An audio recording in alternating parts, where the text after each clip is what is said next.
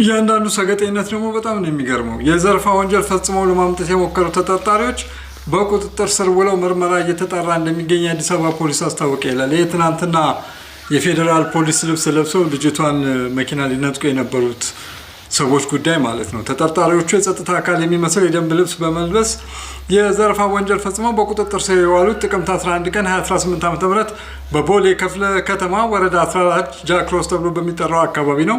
አብርሃም አሸናፊና ዳግም ብርሃኑ የተባሉ ሁለት ተጠርጣሪዎች ወንጀሉን የፈጸሙት ረዴት አህመድ በተባለች ግለሰብ ላይ እንደሆነ ከቦሌ ክፍለ ከተማ ፖሊስ መምሪያ የተገኘው መረጃ ያመለክታል።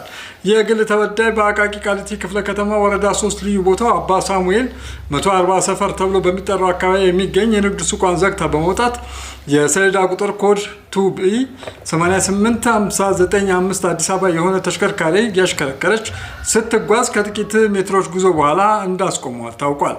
ተጠርጣሪዎቹ የግል ተበዳይን ከሾፌር መቀመጫ ላይ አስወርደው ከኋላ እንድትቀመጥ ካደረጉ በኋላ ተሽከርካሪውን ራሳቸው እያሽከረከሩ በሚፈልጉት አቅጣጫ እንደወሰዷትና 500,000 ብር ወደ አካውንታቸው እንድታስገባ እንዳስገድዷት የምርመራ መዝገቡ ያስረዳል ይላል። በጣም ደፋሮች ናቸው።